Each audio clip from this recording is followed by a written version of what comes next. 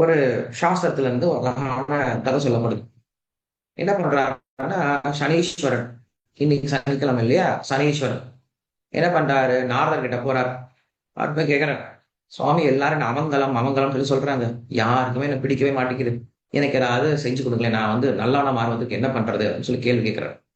சொன்ன உடனே அப்பதான் ஆஹ் நாரதர் வந்து அவருக்கு ஒரு கதை சொல்ல ஆரம்பிக்கிறார். என்ன சொல்ல ஆரம்பிக்கிறார் அப்படின்னா, பிரகலாதன் அப்படின்னு ஒருத்தர் இருந்தான். அந்த பிரகலாதன் வந்து ஹிரண்யகசிப்பு எவ்வளவோ குணப்படுத்தினான். எதற்காக குணப்படுத்தினா? பையன் என்ன சொல்ற பேச்சு கேட்க மாட்டேங்கிறானா? பையன் அடங்காப்பிடாதியா அப்படின்னா கிடையாது. பையன் சொல்ற பேச்சு கேட்கிறான். என்ன சொல்ற பேச்சா கேட்கறான்? அப்பா வந்து சொல்றார், நீ போய் விஷத்தை குடுறான்னு சொல்லி சொல்றான், விஷத்தை குடிச்சிடறான். அப்பா சொல்றார், நீ போய் மலையில இருந்து கீழே குதிரான்னு சொல்லி சொல்றான், மலையில இருந்து கீழே குதிச்சிடறான். அப்பா சொல்றாரு, பாம்பு புத்துக்குள்ள கையை விடுறான்னு சொல்றாரு, பாம்பு புத்துக்குள்ள கை விட்டுறான். அப்பா சொல்றாரு, யானை கீழே போய் படுறான்னு சொல்லி சொல்றாரு, யானை கீழே படுத்துறான். என்ன சொன்னாலும் கேட்கிறான். ஆனா அப்பா கோவம். இந்த காலத்துல சொல்ற பேச்ச கேட்காத பசங்க மேலே நம்ம சந்தோஷமா இருக்கும் இல்லையா? நம்ம பசங்க ஒரு சொல்ற பேச்சு கேட்கல அப்படின்னாலுமே அந்த பசங்க மேல நமக்கு கோவம் வர மாட்டேங்குது, நம்ம பையன் ஆச்சேன்னு சொல்லிட்டு. ஆனா இவன் எப்படி இருக்கான் பிரகலாதன், அப்பா சொல்ற பேச்செல்லாம் கேட்கிறான். ஆனா அவங்க அப்பா கோவம், இந்த பையன் மேல கோவம். ஏன் கோவம் தெரியுமா? ஒரே ஒரு சின்ன விஷயம் தான். இந்த பையன் நாராயணனை வழிபடுறான் அப்படின்ற ஒரே ஒரு விஷயம் தான்.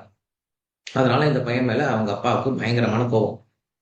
அப்படி இருக்கும்போது என்ன பண்றான், அவங்க பையனை எல்லா வகையிலும் கொல்வதற்கு முயற்சி பண்றான். அதுல ஒரு முயற்சி என்ன பண்றான் அப்படின்னா, ஹோலிகா அப்படின்னு தன்னுடைய தங்கை, அந்த தங்கையை கூப்பிடுறான். கூப்பிட்டு அவளுக்கு ஒரு ஸ்பெஷல் பவர் இருக்கான். என்ன பவர் அப்படின்னா, அவளை வந்து நெருப்பு சுடவே சுடாது. சோ அப்படிப்பட்ட ஹோலிகாவை கூப்பிட்டு, நீ என்ன பண்ணு, பிரகலாதனை கூப்பிட்டு உட்கார வச்சுக்கோ, உன்னோட மடியில் உட்கார வச்சுக்கோ, நெருப்புல போய் உட்காந்துக்கோங்க, நீ எரிய மாட்டேன், அந்த பிரகலாதன் எரிஞ்சு போயிடுவான், எரிஞ்சு சாம்பல் ஆயிடுவான் அப்படின்னு சொல்லிட்டு ஒரு திட்டம் திட்டுறாங்க. ஹோலிகாவும் சரின்னு சொல்லிட்டாங்க. பிரகலாதனை கூப்பிட்டு அவனோட மடியில உட்கார வைக்கிறாங்க.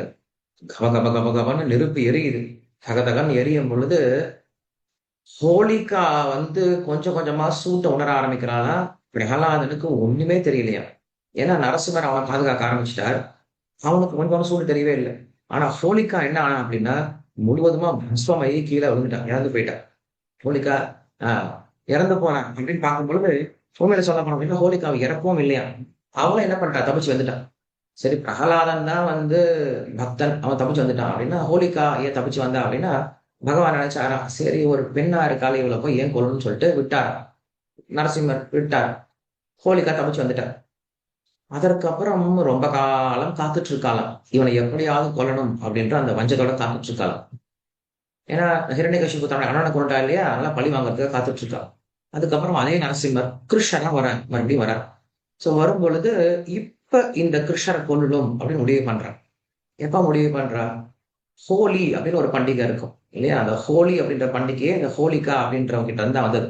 எந்த சமயத்துல நெருப்புல இருந்து நரசிம்மர் பிரகலாதனை காப்பாத்தினாரோ, அந்த சமயத்தை நம்ம என்ன பண்றோம், ஹோலின்னு கொண்டாடுறோம்.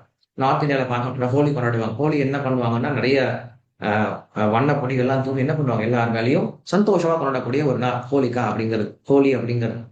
இந்த ஹோலி அப்படிங்கிறது நரசிம்மர் பிரகலாதனை காப்பாத்தினால நமக்கு ஞாபகப்படுத்த வேண்டியது. சரி, அந்த ஹோலி பண்டிகை கொண்டாட ஆரம்பிக்கிறாங்க. அப்ப நாரதர் சொல்லிட்டு இருக்காரு, அப்பா இப்ப அந்த ஹோலிகா இருக்கா இல்லையா, அவ பிருந்தாவனத்துக்கு வந்திருக்கா. அந்த பிருந்தாவனத்துல என்ன பண்ணுவாங்கன்னா, பொதுவா நடு ரோட்ல நிறைய நிறைய கட்டையெல்லாம் வைப்பாங்க, மரக்கட்டையெல்லாம் வைப்பாங்க. வச்சுட்டு விறகு கட்டையெல்லாம் வைப்பாங்க. அந்த விறகு கட்டையை எரிச்சு விடுவாங்க. அந்த விறகு கட்டை எரிக்கும் போது அதுல ஹோலிகாவும் சேர்ந்து எரிஞ்சா அப்படின்ற ஒரு ஐதீகத்துல எரிச்சு விடுவாங்க. அந்த ஹோலிகா என்ன பண்றா, இன்னும் சாகல இல்லையா, அவன் வந்து விறகு கட்டுக்குள்ள ஒளிஞ்சிட்டு இருக்காளாம்.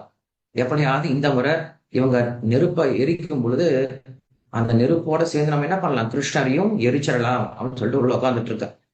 உட்கார்ந்ததுக்கு அப்புறம் இப்ப நாரதர் சொல்றார், சனி பகவான் கிட்ட சொல்றாரு, நீ என்ன பண்ணு, நேரா அந்த ஹோலிகா இருக்கக்கூடிய இடத்துக்கு போ, விருந்தாவனத்துக்கு போ. அங்க என்ன பண்ண, அந்த ஹோலிகா உட்கார்ந்து இருக்கால, அவளை அவளை ஒரு பார்வை பாரு. நீ பார்வை பார்த்தாவே எல்லாரும் கெட்ட காலம் வந்துடும், அதனால அவன் அழிஞ்சு போயிடுவா அப்படின்னு சொல்லி சொல்றான். மத்ததான் நான் பார்த்துக்கிறேன்னு சொல்லி சொல்றேன். சனி சொன்ன அங்க போறாரு. போனதுக்கு அப்புறம் அவங்க என்ன பண்றாங்க, அந்த விருந்தாவன வாசிகள் எல்லாமே அந்த விறக எரிக்க ஆரம்பிக்கிறாங்க. உள்ள ஹோலிகா உட்கார்ந்துட்டு இருக்கா. அவளை சனீஸ்வரன் பார்த்தாரோ இல்லையோ, கவ கவ கவன்ட்டு அவன் எரிஞ்சு பஸ்மமாயிட்டான்.